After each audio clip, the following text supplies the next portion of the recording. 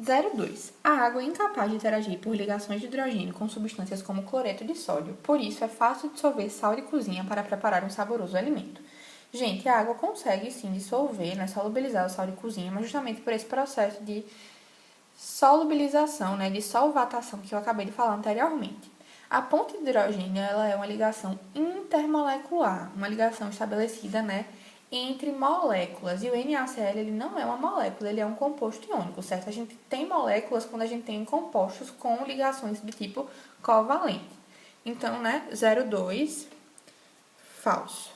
0,4. Ao colocar uma garrafa com refrigerante no congelador, é possível que ela se rompa, pois a água passa por uma expansão de volume entre 0 e 4 graus Celsius.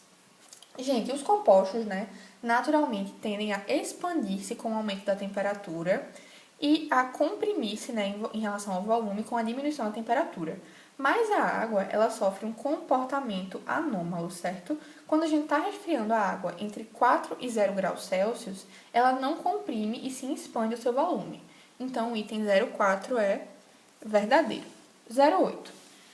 A água não é capaz de interagir com substâncias de alta massa molar que possuem grupos OH, como a sacarose, e por isso é tão difícil adoçar um cafezinho. Gente, as substâncias que têm OH, né, elas conseguem estabelecer aqui, ó, pontes de hidrogênio com a água. Então, elas conseguem, sim, ser solubilizadas até com grande facilidade, né, num cafezinho, enfim, substâncias que possuem água como solvente, certo? Nem sempre, né, a gente tem que ter ponte de hidrogênio para que alguma substância seja solúvel. Não, todas as substâncias têm nem que seja um pouquinho de solubilidade em água, que algumas têm uma solubilidade muito baixa, acabam sendo até insolúveis, né? E outras têm solubilidade mais alta, mas as substâncias que estabelecem ponte de hidrogênio com a água têm uma solubilidade, né, maior.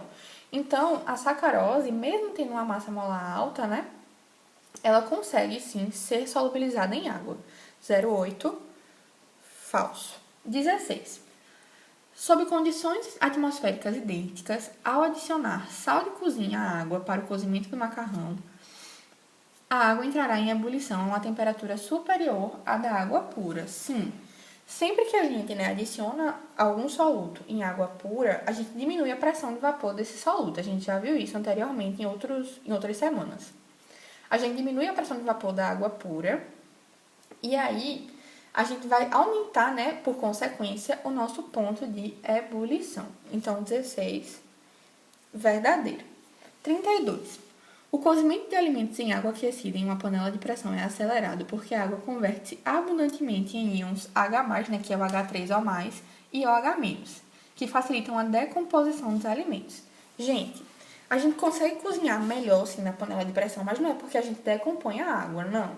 É porque a panela de pressão ela aumenta, né, a pressão sobre a água. Lembra que a gente entra, né, no ponto de ebulição, quando a pressão de vapor da água torna-se igual à pressão externa. O que acontece na panela de pressão é que a gente aumenta a pressão externa. Então, a gente vai demorar mais para atingir o nosso ponto de ebulição.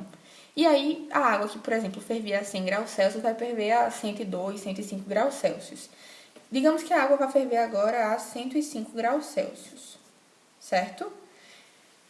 E aí, a gente consegue estar a 104 graus Celsius com a água, né, super quente, mas sem estar ebolindo. Então, a gente vai conseguir cozir alimentos a temperaturas maiores. Por isso, né, que os alimentos conseguem cozir com mais facilidade. 32, falso.